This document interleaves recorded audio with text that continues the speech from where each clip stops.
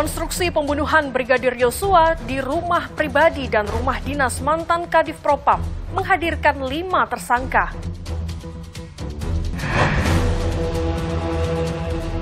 Keterangan Putri Chandrawati jadi salah satu kunci untuk mengungkap motif pembunuhan Yosua.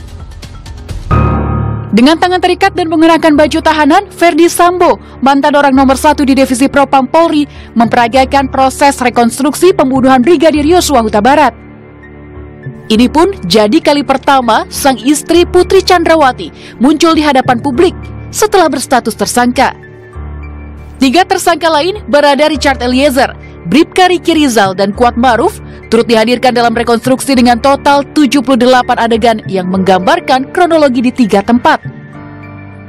Di rumah pribadi Ferdi Sambo, 16 adegan untuk peristiwa tanggal 4, 7, dan 8 Juli di Magelang dilakukan.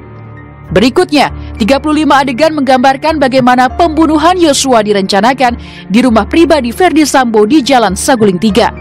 Serta 27 adegan yang merekonstruksikan penembakan Yosua di rumah dinas Ferdi Sambo di Kompleks Polri Duren 3. Kuasa hukum keluarga Brigadir Yosua yang hadir di rumah pribadi Ferdi Sambo kecewa karena dilarang oleh Dirtipidum Bareskrim Polri untuk menyaksikan langsung proses rekonstruksi. Saya akan berbicara dengan Presiden dan atau oleh salah satu Menkonya. Saya akan bicarakan ini rencana dalam waktu minggu ini.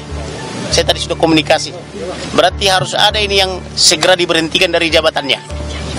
Karena ini siapa itu? Udah. Pokoknya ada. Tunggu aja dalam waktu dekat. Putri Chandrawati, istri dari mantan Kadif Propam Ferdi Sambo, turut dihadirkan dalam rekonstruksi kasus pembunuhan Brigadir Yosua. Dengan menggunakan baju putih, Putri memeragakan salah satu adegan rekonstruksi. Terlihat Putri tengah tertidur dan tak lama Kuat Maruf dan Bribka Riki Rizal menghampiri Putri. Hari ini ada 78 adegan rekonstruksi yang diperagakan oleh 5 tersangka pembunuhan Brigadir Yosua, termasuk diantaranya Putri Chandrawati. Namun, berbeda dengan tersangka lain, Putri belum menggunakan seragam oranye karena statusnya yang belum ditahan. Sebelumnya, Putri Chandrawati pernah melaporkan kasus dugaan pelecehan seksual yang terjadi di rumah dinas Irjen Ferdi Sambo di Duren 3. Namun, penyidikannya telah dihentikan sebab Polri tak menemukan unsur tindak pidana dalam kasus ini. Sementara itu, pengacara keluarga Brigadir Yosua, Kamarudin Simanjuntak, melaporkan Putri Chandrawati atas dugaan laporan palsu terkait kekerasan seksual yang diduga dilakukan Brigadir Yosua. Kamarudin melaporkan Putri atas dugaan pelanggaran pasal terkait pengaduan fitnah dan persangkaan palsu dengan ancaman pidana masing-masing 4 tahun penjara. Jika terbukti memberikan keterangan palsu, Putri dapat terancam pidana dengan hukuman maksimal 7 tahun penjara. Putri Chandrawati diduga memainkan sejumlah peran dalam rencana pembunuhan Brigadir Yosua. Ia diduga ikut menyusun skenario pembunuhan dan berada di lantai 3 bersama Ferdi Sambo saat menanyakan kesanggupan Barada Eliezer dan Bribka Riki untuk menembak Brigadir Yosua. Putri juga disebut mengajak Barada Eliezer, Bribka Riki, Kuat Maruf, dan Brigadir Yosua ke rumah Duren 3. Putri dan Sambo diduga menjanjikan uang tutup mulut kepada para tersangka lainnya. Meski telah berstatus tersangka, hingga kini Putri belum juga ditahan oleh pihak kepolisian. Pemeriksaan Putri di Bareskrim selama 12 jam pada Jumat lalu dihentikan sementara karena alasan kesehatan. Sebelumnya, keadaan Putri yang masih memiliki batita berusia 1,5 tahun disebut menjadi salah satu kemungkinan Putri tak kunjung ditahan. Namun, berdasarkan Kitab Undang-Undang Hukum Acara Pidana KUHP, penyidik dapat segera menahan tersangka atau terdakwa jika dikhawatirkan melarikan diri, merusak atau menghilangkan barang bukti, atau mengulangi tindak pidana. Penahanan juga dapat dilakukan terhadap tersangka atau terdakwa dengan ancaman pidana minimal 5 tahun penjara. Putri Chandrawati merupakan tersangka kasus pembunuhan berencana dengan ancaman pidana 20 tahun penjara atau maksimal hukuman mati. Berdasarkan PP nomor 44 tahun 2017, anak batita bisa diasuh oleh keluarga terdekat bila orang tuanya harus menjalani hukum penjara. Jika seandainya Putri ditahan, Komisi Perlindungan Anak Indonesia menyarankan agar anak batita Putri dan Ferdi Sambo diasuh oleh orang terdekat seperti kakek, nenek, paman, ataupun bibi. Pengasuhan yang dialihkan ke keluarga terdekat lebih baik daripada mengasuh anak di dalam sel tahanan. Sementara untuk anak-anak Putri dan Ferdi Sambo yang lain, KPAI menyebut mereka berhak atas perlindungan dari perundungan.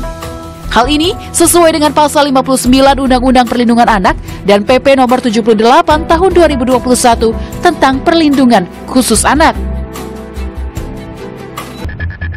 Dalam rapat dengar pendapat dengan Komisi 3 DPR RI Rabu pekan lalu, Kapolri Jenderal Listio Sigit Prabowo mengungkap sopir pribadi keluarga Ferdi Sambo, Kuat Ma'ruf, sempat berusaha melarikan diri saat perannya dalam tindak pembunuhan Brigadir Yosua terungkap.